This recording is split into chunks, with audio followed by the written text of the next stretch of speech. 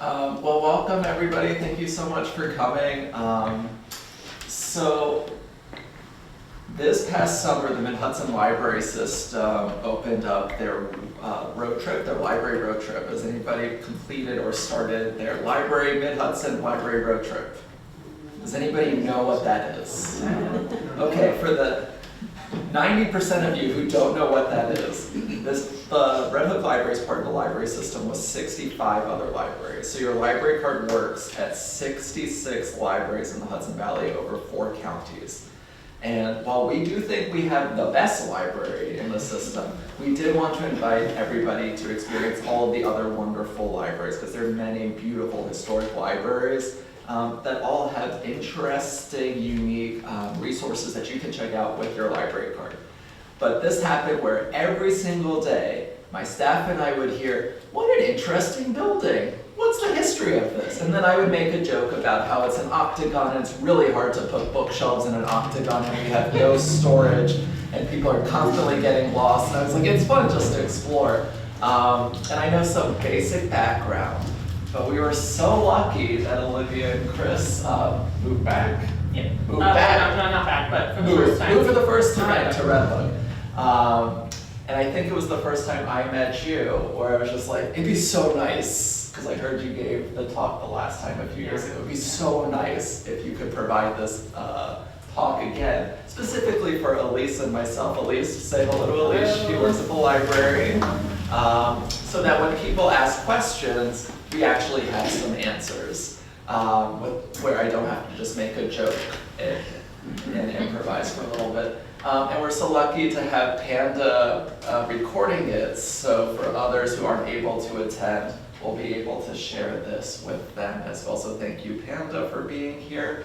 Olivia and Chris, welcome. Congratulations on your kindergartner for starting at Red Hook Schools. We love that, and thank you. Thank you, Alex. Thank you so much. And thank you, everyone, for coming out to share part of your Saturday morning/afternoon with us. So yes, Chris and I are both historic preservationists by training and by profession. And the first and last time we gave this talk was 10 years ago, and we looked a little younger then.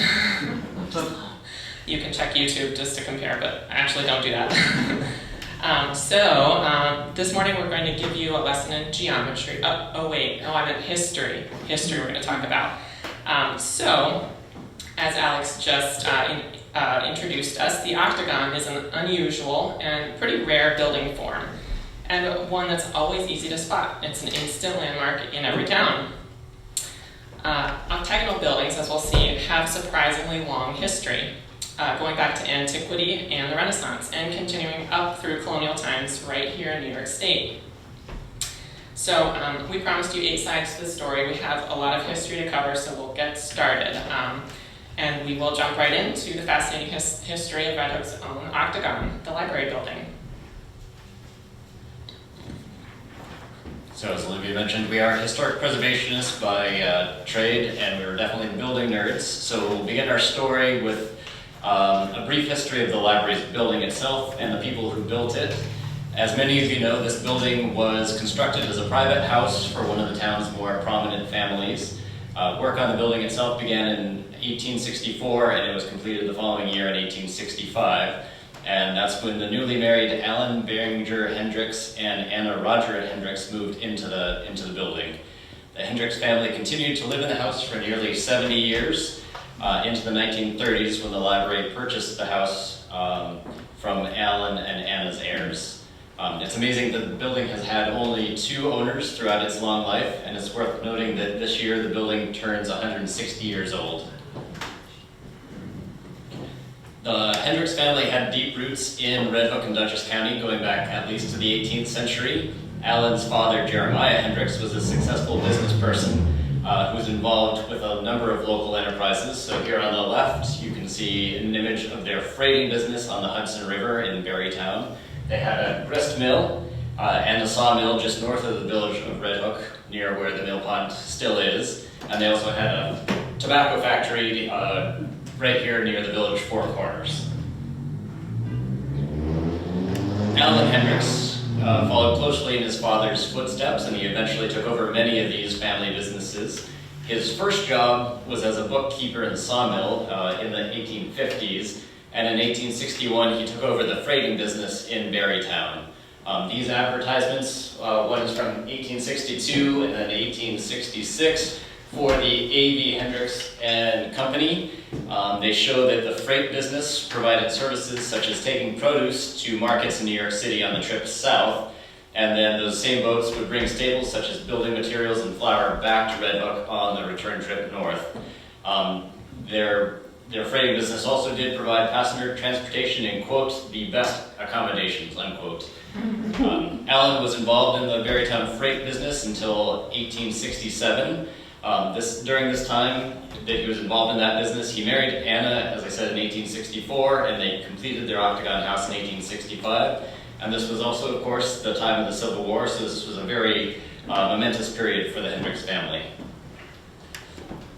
After Allen Hendricks left the freighting business in Barrytown in 1867, he took over the family's flour mill. As I said, that was located on the Sawkill just north of the village. That's where the present-day Mill Road crosses the stream at the mill pond. So our daughter goes to Mill Road Elementary, so it's named after the mill that was owned by the Hendricks family. Allen ran this mill through the 1870s and into the 1880s, and it's during this period that the Hendricks family begins to grow. So Allen and Anna had 4 children. Their first child was Louise Roger Hendricks, born in 1865. Lawrence Hutton Hendricks was born in 1867, and then they had twins, Anna and Allen, born in 1874. That must have been confusing, having 2 Allens and 2 Annas in the same house. Olivia and I spend a lot of our time looking at old census records, and it's really amazing what these documents can tell. So here's the 1870s census records for Red Hook showing the growing Hendricks family. You have Allen at the top line.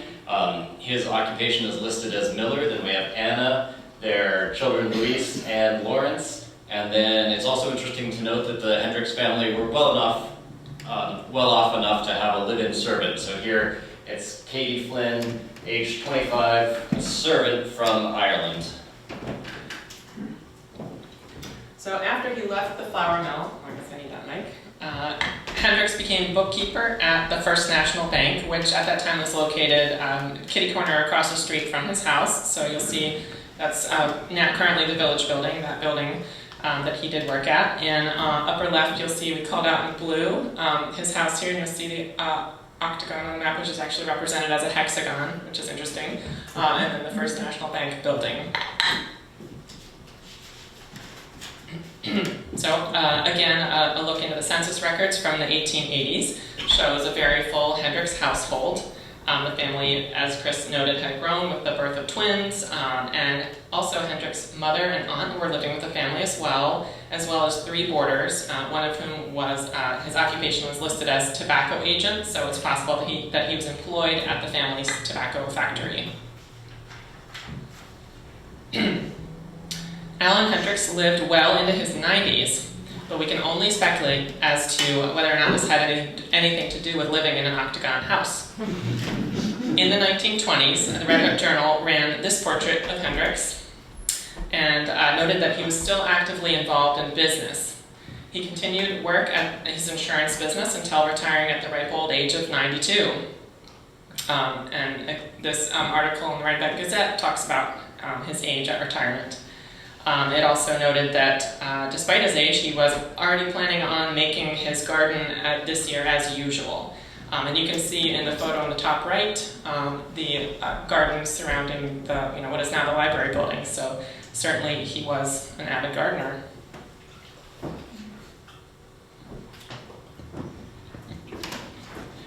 So we've given a brief history of the building itself. Now we'll give a brief overview of the Red Hook Library as an institution. So the Red Hook Library was officially organized in 1898. So this was about 3 decades after the Hendricks Octagon was completed. The library founders initially rented quarters in the Massimo building here. The library occupied space on the 2nd story of the building's wood frame rear annex, and it managed to survive in those rented quarters, to thrive in those rented quarters for more than 25 years. And looking at these images, so the historic images on the left more recent images on the right, you may notice that the annex looks a little bit different today. And so I suspect that the annex has either been rebuilt or heavily altered, so there likely isn't much left of the library's original home. The library's search for a permanent home began in earnest during the 1920s. In 1926, the library actually received a bequest from Libby Benner Perrine to buy a small parcel of land and to put up a new building. And according to one newspaper article, she even outlined how the new library should look. Those plans were never realized, however, and it took almost a decade for the library to find a new permanent home. So in 1935, the heads of the library approached the heirs of Alan and Anna Hendricks to inquire about the old family Octagon home. This was probably vacant since Alan's death in 1933. The library did ultimately purchase the Octagon building for $3,800, which was a nice discount from the asking price of $5,000. An additional $900 was spent to renovate the building, including the creation of a housekeeper apartment on the second story. This renovation work was done by Frank W. Kuhn, so seen here. He was a local builder who built many of Red Hook's early 20th century houses. We actually did a presentation on that more than 10 years ago. Frank Kuhn recorded all of his projects in this wonderful little scrapbook that's actually in the collections of the historic Red Hook. I think it's now probably over in the archives in the Story Studio. But it's just a really great book. So you can see Hendricks property formerly, 1935, did work for the Red Hook Library, remodeled on South Broadway. He was my great uncle. Oh yeah. Oh, great. Fabulous. The Red Hook Public Library and its iconic Octagon building have remained a significant landmark in town. It was included in this photo essay on the Hudson River published in Life magazine in 1939. Major changes to the building have been rare since then. A new roof was installed in the 1950s following a hurricane. And in the 1970s, the basement rooms were actually remodeled with period Americana style. Probably the biggest change happened when the children's wing was added to the back of the building, and that was around 2011.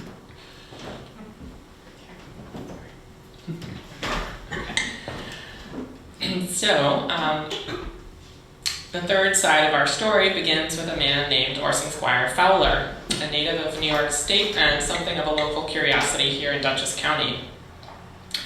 The design of the Hendricks residence / public library has been attributed to Orson Squire Fowler, but proving this kind of attribution can be very difficult, as we'll get into in a bit more detail later in our story.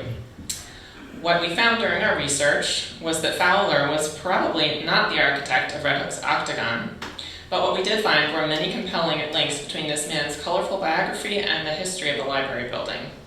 So we'll try to give you an idea of who this Fowler guy was, why his ideas are important in understanding the history of octagonal buildings in New York State and beyond.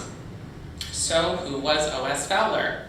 He was born in 1809 in Steuben County in New York's southern tier region, and as a student at Amherst College, he first discovered phrenology, which was at that time a little-known scientific phenomenon in the United States. Fowler ultimately found fame as a phrenologist, and to a lesser extent found fame as the man who sparked a nationwide fad for octagon houses during the second half of the 19th century. Phrenology was based on the concept that the development and shape of the brain affected or directed the development and form of the skull, and the corresponding notion that the study of the skull could reveal characteristics of the brain. The classic image of phrenology is the symbolical head seen on the left, and also at right in 3D bust examples. And the phrenological head, the symbolical head was meant as a visual map of the various faculties within the human brain.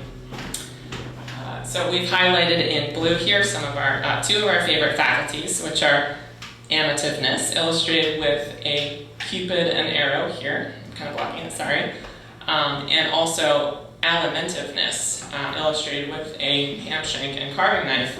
So this is all very scientific stuff, right? By the 1840s, Orson Squire Fowler and his younger brother Lorenzo emerged as foremost American practitioners of phrenology. By 1838, the brothers were publishing the Phrenological Journal, and by 1842, they had established a practice in New York City where they sought to reach a wider audience with their phrenological teachings. Illustrated at left is a building known as Clinton Hall, where they set up shop in Lower Manhattan. Here it was that the Fowlers lectured, examined people's heads, trained students in the practice of phrenology, and invited the general public into their phrenological cabinet, an illustration of which is seen at right.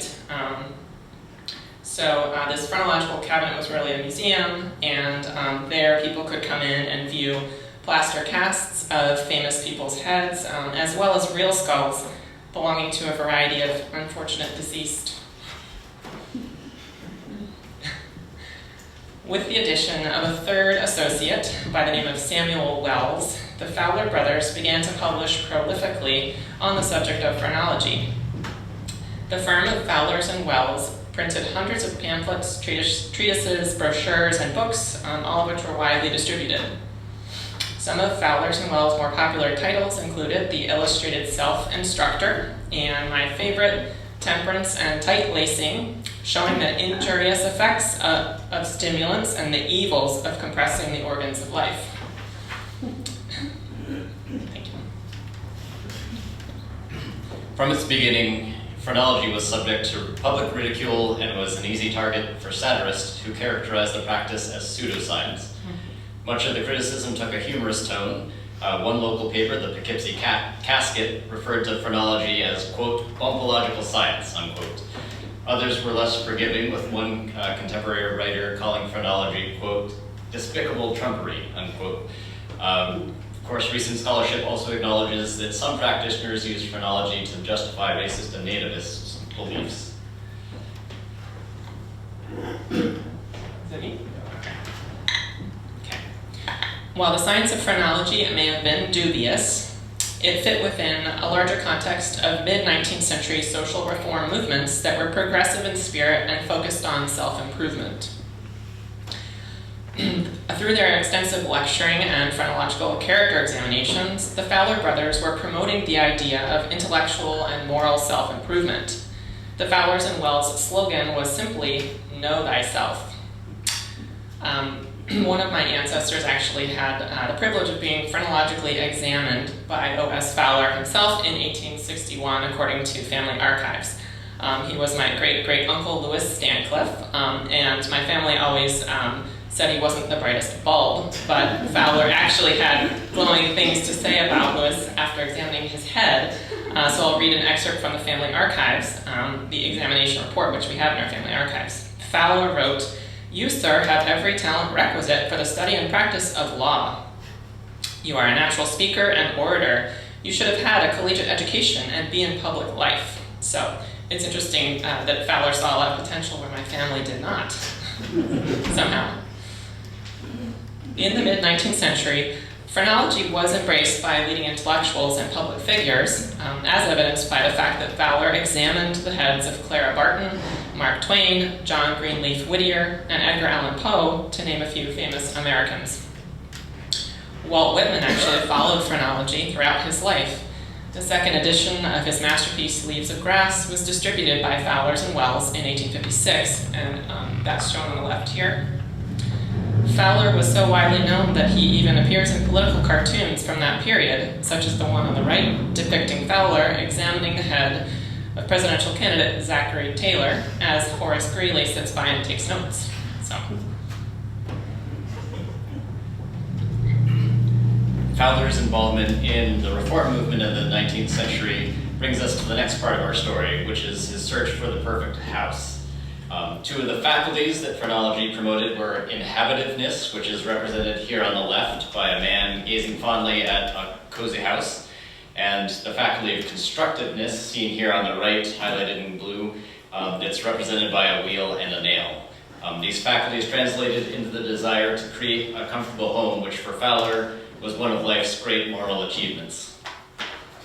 Fowler built his own house in Dutchess County on a parcel of land located between Fishkill and Wappingers Falls. So this map is actually taken directly from the map on the wall from 1858, and you can see it says O.S. Fowler, phrenologist, just south of Wappingers Falls. So Fowler did take his time in planning this house. He purchased the land in 1842, but he didn't begin construction until either 1847 or 48. In the meantime, Fowler studied the architecture that he saw on his travels on the lecture circuit, collecting ideas that he might use on his own house.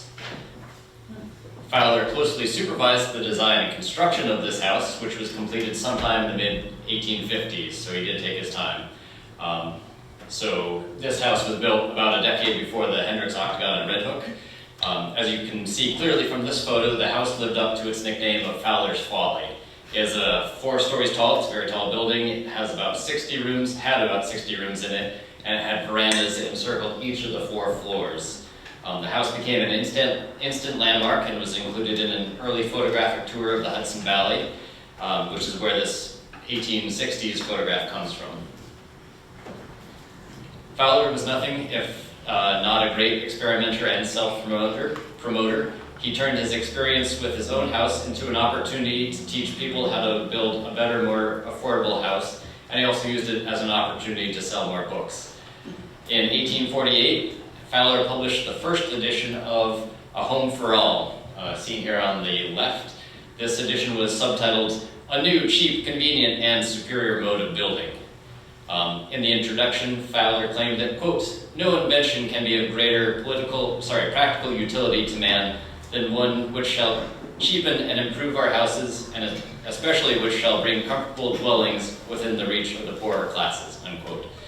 So Fowler expanded on the subject with a second edition of his book in 1853, seen here on the right.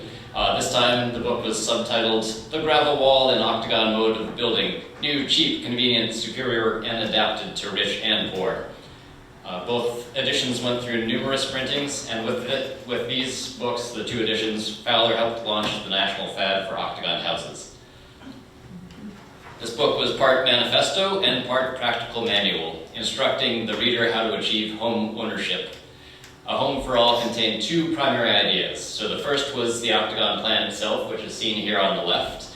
The second idea was the use of innovative construction technologies. Specifically, the first edition introduced the board wall construction, seen in the upper right. The second edition introduced the gravel wall construction, seen in the lower left, and we'll get into those in a little bit. With the octagon plan, Fowler claimed that he had hit upon the ideal house form, one that would allow both rich and poor alike to shelter themselves and their families for less cost than a conventional house. In both editions of his book, Fowler attempted to convince his audience of the superiority of the octagon house, citing the following virtues: that an octagon shape enclosed a greater amount of interior space relative to exterior wall area than a conventional square or rectangle, that because of this ratio of exterior to interior, an octagon house would cost less in materials, that an octagon house let in more light and air due to the absence of corners, which Fowler called dark and useless, and that an octagon house offered a more compact and rational floor plan than a square or rectangle. In A Home for All, Fowler takes the reader through some convoluted calculations intended to demonstrate the superior spatial qualities and economies of constructing an octagon building. In working through these calculations, Fowler noted that a sphere is the most efficient means of enclosing space since it requires the least amount of surface area. But he rightly noted that it was impractical to build a spherical or even a cylindrical structure since curved walls are difficult and costly to construct. So with his analyses, he attempted to show scientifically that the octagon form was the most practical shape. Fowler also very much believed that the octagon offered a better interior arrangement of rooms. These diagrams at left and right show his comparative analysis of the amount of steps it would take to go from one room to another in a traditional house at left and an octagon house at right, arguing that the compactness of the octagon plan and central location of the stair in an octagon were features that made the octagon more friendly to the housekeeper, so literally a step saver. Another advantage that Fowler espoused was a multitude of rooms, both large and small, each with a specific purpose. He believed that every house should have a large parlor for entertaining groups of people, a playroom for children, an exercise room for women, and smaller utilitarian rooms such as a sewing room. In practice, though, his plan resulted in a rather awkward division of space, with irregularly shaped rooms and many leftover triangular spaces that could only be used as closets or left as dead space. Ever the optimist, though, Fowler turned these negatives into a positive. He argued that triangular closets were better than square ones, because a person could reach all the way into a triangular closet without having to go fully inside of it. He also argued that irregularly shaped rooms with one large or two small windows provided the right kind of reading light for the eyes, better than the so-called cross light that resulted from a square room with two window exposures, which he claimed was bad for the eyes. So despite some of his more fanciful axioms about architecture, Fowler was earnestly seeking for ways to improve the American home of the mid-19th century. He planned for and integrated a number of amenities into the design of his own home in Fishkill, and he described these features in great detail in his book. He boldly advocated for the indoor water closet at a time when that was still considered unsanitary and not socially acceptable. Other amenities included a cistern for collecting rainwater from the roof, dumbwaiters for moving items between floors, skylights and ventilators at the roof, and speaking tubes for communicating between floors. He also argued that the working functions of the house should be concentrated in the basement, close to gardens and a water source. His house in Fishkill incorporated a series of utilitarian rooms in the basement for things like composting, milk storage, firewood or coal storage, and ice storage. And as I said, these are all located in the basement and accessed from the rear of the house. So Fowler was ahead of his time in advocating for these utilitarian features, many of which did not become standard in the American home until the late 19th or early 20th century. As we have noted, Fowler was a tremendous self-promoter. He claimed that, quote, the octagon form, as applied to domestic residences, is wholly original with the author, unquote, which of course he's referring to himself. He admitted that octagons had been used for some other building types, but he maintained that he was the first to use it for houses. Fowler was perhaps exaggerating his role in the development of the octagon building form, and the following images will hopefully illustrate just how long a tradition octagon buildings have in architectural history going back to antiquity. You'll note that not all of these buildings we show are actually octagons, true octagons. Some are circular, some are hexagonal, some are 12-sided, some even have as many as 16 sides. Yet the historical record often groups these all together under the label of octagons. So religious buildings from antiquity through the Middle Ages were often octagonal in shape, such as these from ancient Greece and Italy. Later on, octagonal forms made their way from Renaissance Italy to the United Kingdom and eventually to the United States. So right here on the right is Thomas Jefferson's Monticello, which incorporates a number of octagonal features. There's the octagonal rotunda and the dome. There are a number of octagonal rooms throughout the house, and there are even some octagonal side pavilions. Jefferson also designed one of the earliest and most sophisticated pure octagonal buildings in the United States. This was Poplar Forest, seen here, his country retreat near Lynchburg, Virginia. It's interesting to note in the plan, shown on the upper left, that Jefferson placed a square room at the center of his octagon, resulting in pentagonal and hexagonal outer rooms.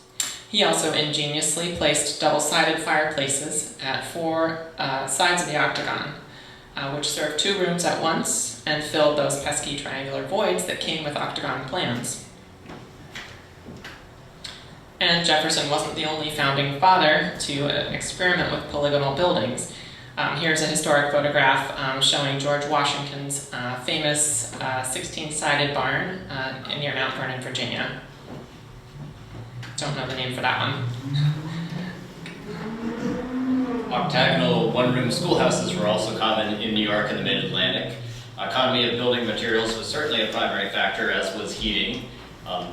The octagonal plan also facilitated supervision of students, supposedly. So one commentator noted that, quote, the teacher's seat may be at the center of the room, and the seats so constructed that the scholars may sit with their backs to the center, by which their attention will not be diverted by other students on the opposite side, unquote.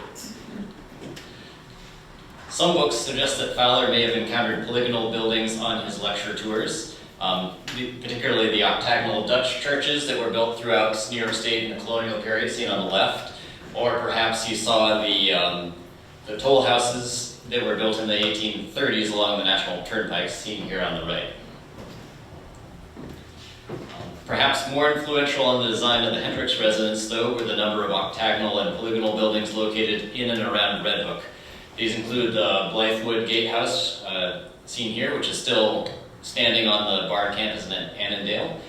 This structure, which is actually a hexagon, was designed by the famed architect Alexander Jackson Davis for Robert Donaldson in 1841.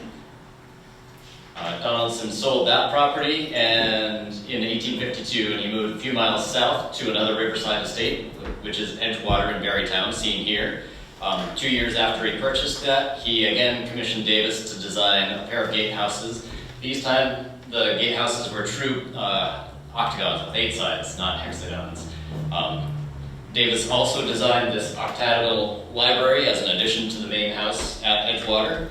Donaldson has been praised as one of the most important tastemakers in New York State at the time, and he may have even been a business acquaintance of Allen Hendricks, so it seems quite plausible that Donaldson may have influenced Hendricks's decision to use an octagon form.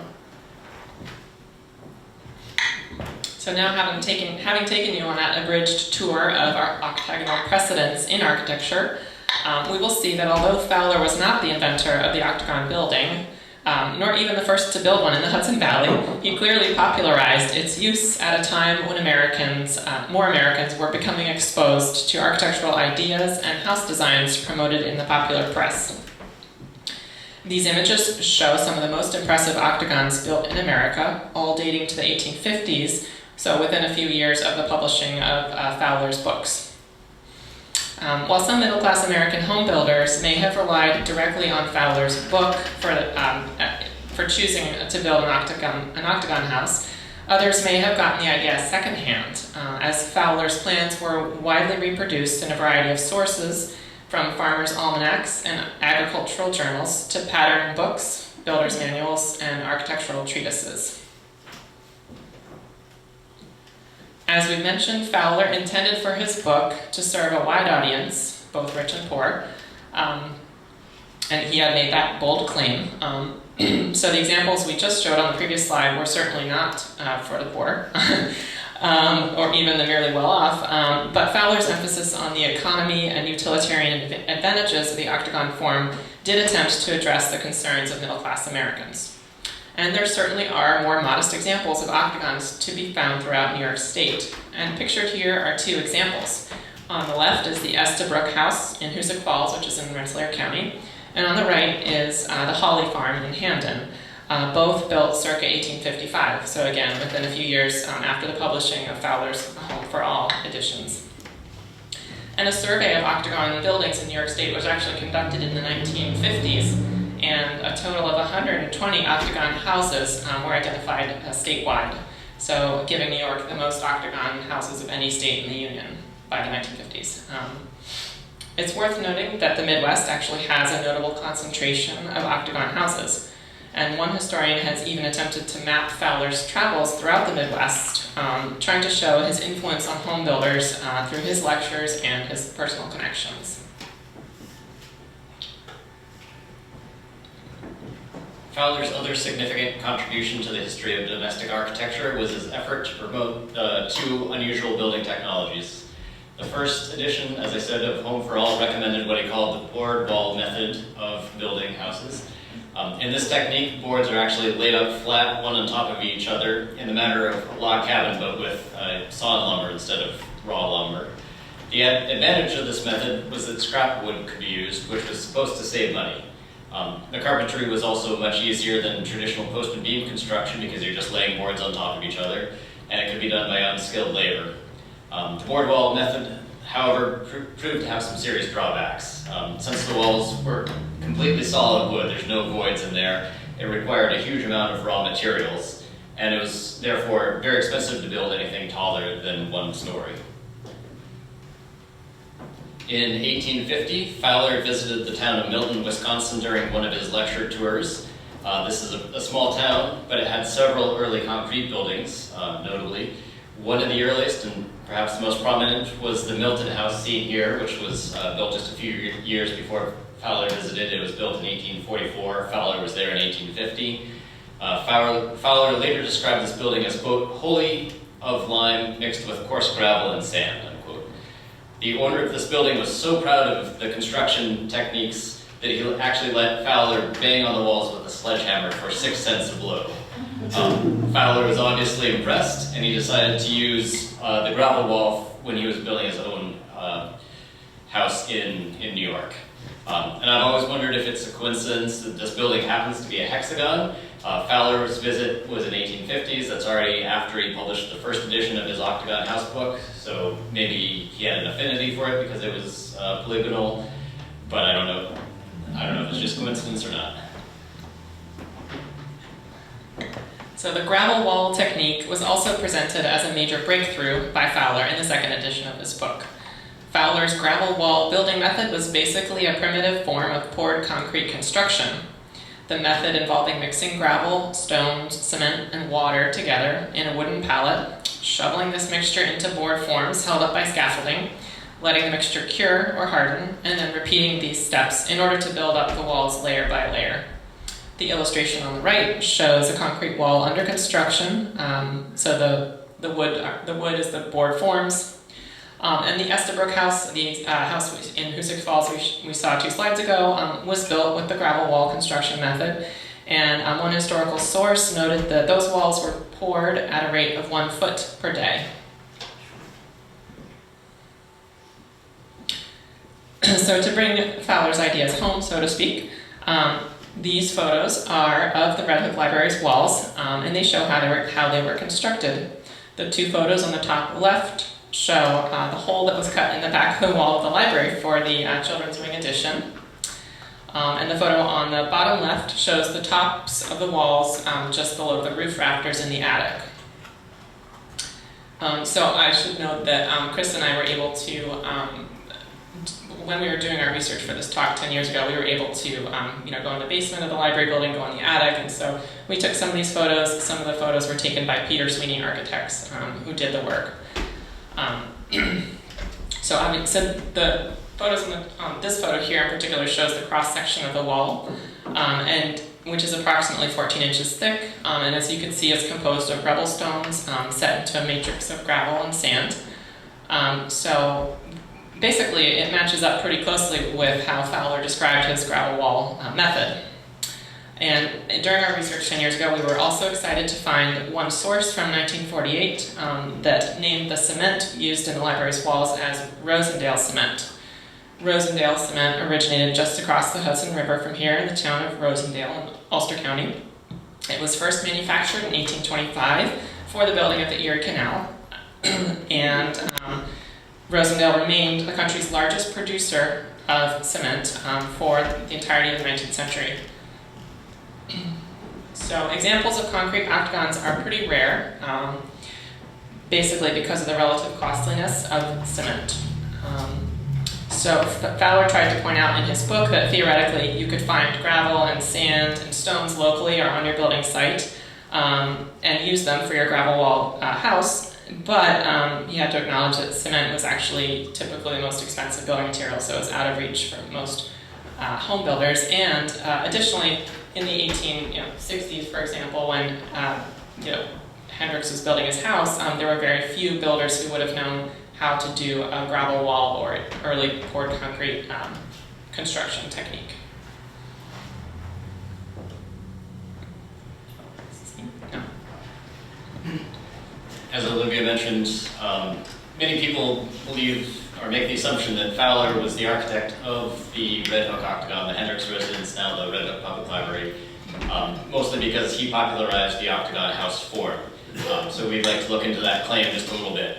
As we have seen, Fowler's own house was certainly a sprawling mansion with 4 stories and a multitude of rooms, whereas the Hendricks residence, in contrast, was a relatively snug and comfortable 2-story house, certainly distinctive, but by no means an exact copy of Fowler's Folly. Fortunately, we didn't have to go too far to find a much more likely model for the Hendricks residence. Fowler's second edition of A Home for All depicts another smaller octagon house that is nearly identical to the Red Hook Library. As you can see from these images, the image from the book on the left and a current photo of the library on the right, the Hendricks residence is strikingly similar to the cottage depicted in Fowler's second book, down to small details such as the 3-sided porch, the paired windows, and the cupola and the chimney centered right above the roof. So this confirms that Fowler designed the Red Hook Octagon, right? Well, a little more digging revealed that the plan for the small octagon was first published not in one of Fowler's magazines or books, but rather it was first published in the Farmers and Mechanic newsletter, which is seen here on the left. So that was published in February of 1852. Within a matter of months, Fowler republished the plans in his own magazine, the American Phenological Journal, seen here in the middle image. And finally, Fowler published the same plans in the second edition of A Home for All, which was released in 1853. So as far as we can tell, the Farmer and Mechanic is the first use of this plan, or the first time it appears in publication. The Farmer and Mechanic newsletter notes that this small octagon was commissioned by William Howland, so here Mr. Howland. Howland happened to be a noted engraver at the time, and he actually provided the illustrations for the second edition of Fowler's book. We don't believe that Howland's octagon was actually ever built, but this article also notes that it was going to be built in Mount Vernon, which of course is in Westchester County, just north of the Bronx. In the 1850s, Mount Vernon was being developed as a utopian, quasi-socialistic suburban community. Some of Fowler's associates, such as Horace Greeley that Olivia mentioned earlier, were involved in the development of Mount Vernon. So William Howland, who commissioned this cottage, and Fowler clearly ran in the same circles, and it is not surprising that the Howland Octagon appeared in Fowler's second edition of his book. The Farmer and Mechanic article also claims that the Howland Octagon was designed by Morgan and Brothers, the architects. They were listed as being from Williamsburg, New York. That is now a neighborhood in Brooklyn. Our best guess is that the Hendricks family in Red Hook probably didn't hire an architect to design their house. Instead, they probably had a building contractor work from published plans of the Howland cottage. So that means that the Morgan and Brothers are the closest thing that we are likely to find for architects for the Red Hook Public Library, even though they probably didn't design it directly. Unfortunately, we haven't been able to find any information about Morgan and Brothers, but that's a mystery for another time.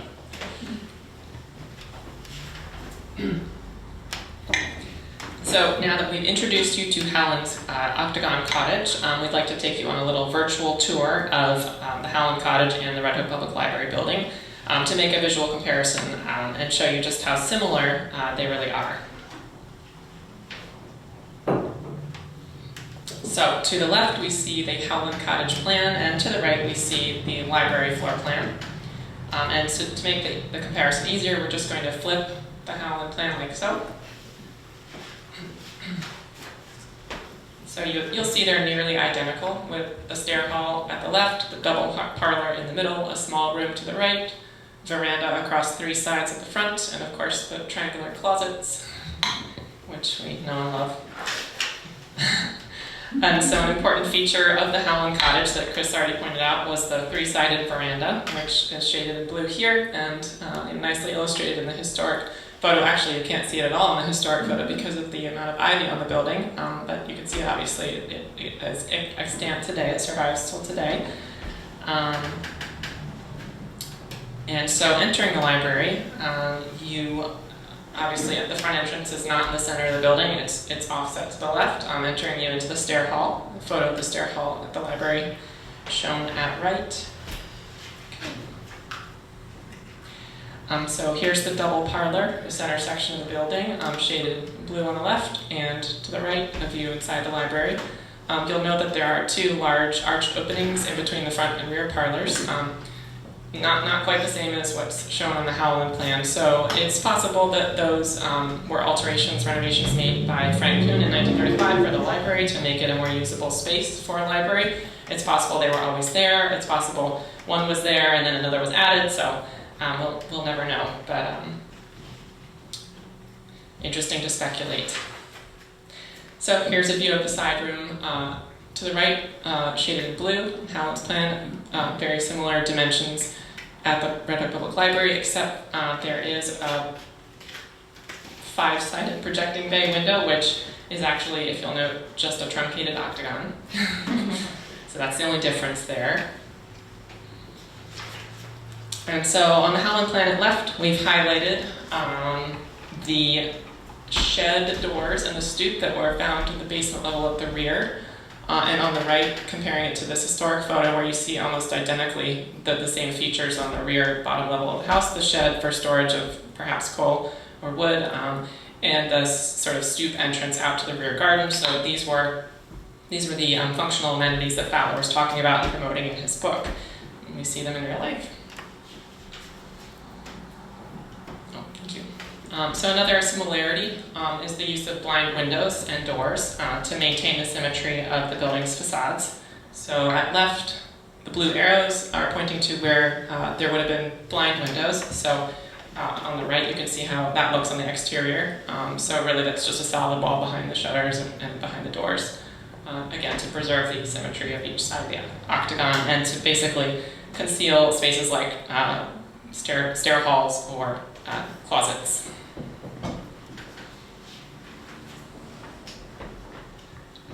The second story of the Hendricks residence is also clearly adapted from the Howland plan. As you can see, both plans include the same basic elements, namely the stair hall at the left side.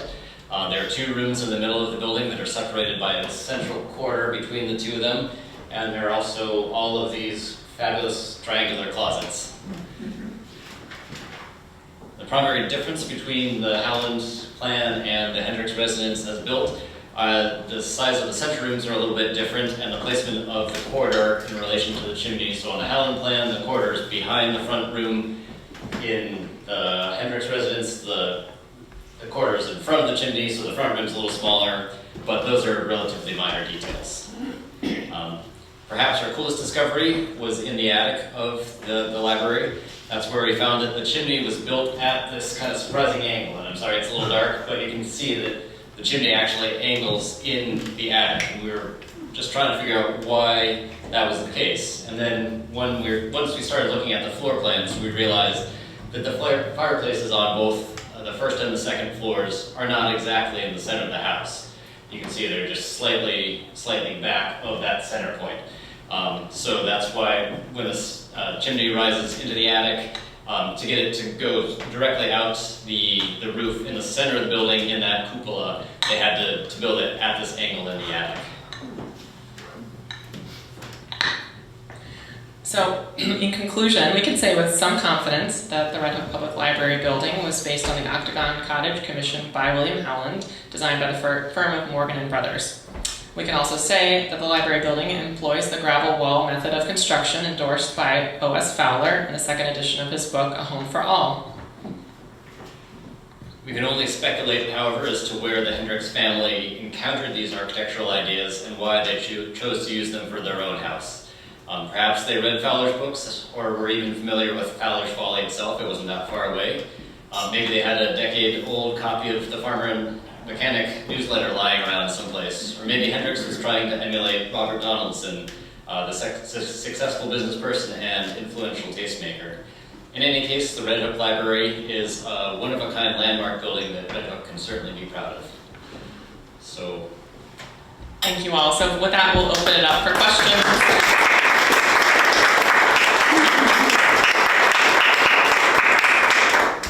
I have a question about the interior walls. Are they gravel and cement as well? That's a very good question. I believe, no, you don't, yeah, we don't know. That's a very good question. We could scoot back to the plan. I will say there's that top right triangle where that pantry is supposed to be, that no longer exists in the library building. That has been walled up. And I really want to take a sledgehammer. Yeah. You know, yeah. I mean, you can, Well, so I Just just, to get some. Oh, yeah, you can see right here, there's no, that was just And they dead also space. from the outside, like a while ago. 5 I years. They thought- might have, but you can't get to it from the inside. That's correct. Right, Yeah, right. they actually lifted gone the previous, So, yeah, they opened it, I think, the outside. with a cherry picker, and she climbed in there. And I don't think they found anything of interest. Well, I would love the space. Yeah. the thickness of the walls, those parlor walls, the thickness of them indicates they are That's why I not asked. wood walls, they're probably gravel wall, but without, I mean, you could bang with a hammer and see how it sounds. I don't wanna do that. No, I mean, Alex could if you wanted to. Did you- Let's go, let's go see. Did you- Yes? Is there a relationship to this octagonal house and the one in Rhinebeck? There's one in Rhinebeck? We would, I don't know which one they might, but probably, we don't know which one that is, so. It's on Route 9 to the left after the fairgrounds, before Oh, you you can get see into it. town, You there's a can lot see of it. property around it. It's very large, yeah. Yeah, Well, we would have to research that. just wondering. Yeah. Especially- I mean, it's unusual that there are two Yeah. near each Yeah. other. Well, there's actually quite a lot in the area. I mean, if you included things like hexagons, hexagonal. Yeah, I mean, most of them probably would have been influenced by Fowler, either directly or indirectly. So they're all built around the same time, Yeah, where they were, you know, Interesting. where the actual Yeah. inspiration came how they got from. interested in the octagon is always an Yeah. open question. Yeah. It almost never gets recorded why Right. a person chose an octagon for their house. Yeah, but they do have a very specific time period of the 1850s, 60s. Yeah. Yeah. I have two questions. Is the Fowler's house, I'm assuming it's not, doesn't exist anymore, the one that he. That was Correct. demolished, I want to say in the 1890s. It wasn't Oh, wow.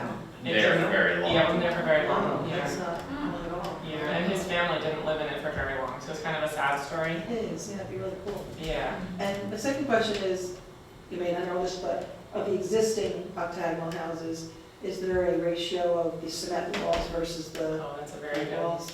Yeah. Like, I would Very assume the good cement question. walls lasted longer, but just curious as to. I don't know if That was- the survey from the 50s I don't think recorded it- that. But Yeah, that would be, I'm sure it did, and we Yeah. have that in our research notes, and that survey should be updated. It's Mm-hmm. been how many, 75 years since that was done. We don't have a good answer to that. I think I tried to get at it, and again, this research is a little old. There would have been fewer people able to afford and find somebody for the gravel wall. So I'm gonna just hazard a guess that there are more framed examples. Yeah. and some of those might be more conventional frame too, not necessarily Not the the board board, yeah, not the board Yeah, wall. yeah. So that was like, Yeah, but that would be a really great research. really great research topic, yeah. Yeah. Was stucco choice be usually at that time because of money or aesthetics or, The stucco exterior, yeah? well, it was, basically, if you have a masonry wall, you're gonna be finishing it with a masonry like a cement. That's just what you do. There's really no other options for finishing a masonry wall. Either you leave it exposed like brick, if it's brick, you leave it exposed, or, and it's basically like a sacrificial layer to keep the weather out.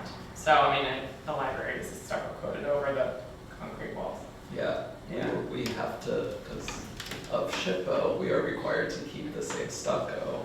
I got like a 30-page document when we were redoing our stucco of like the actual, like the material type. Right. and- Right, it has to be the traditional, like, Consistency. line-based, Yeah. actual, material. And so it is really more about material and building science question. And then it does give the building a specific aesthetic, yes. I have two questions. Are there any other octagonal libraries? Oh. Well, the one at Edgewater is a library, but that's a, gentleman's personal. I mean, but standalone, freestanding, We would have to look we would at have to look that. at that, we did, yeah.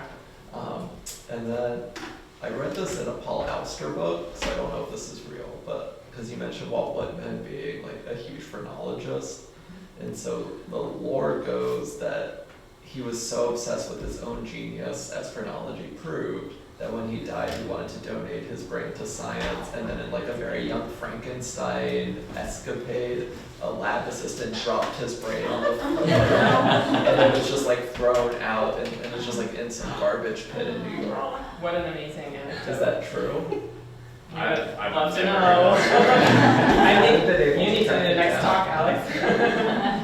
We don't know. I did a little research on the Walt Whitman House in Brooklyn Yeah. and never came across that story, but I didn't go too far into it, so. His own personal, yeah, I mean, our research is always focused on the buildings and what they tell about, you know, stories they tell about people, but what a crazy story. Yeah, I didn't really know he was a devotee of phrenology. Oh my god.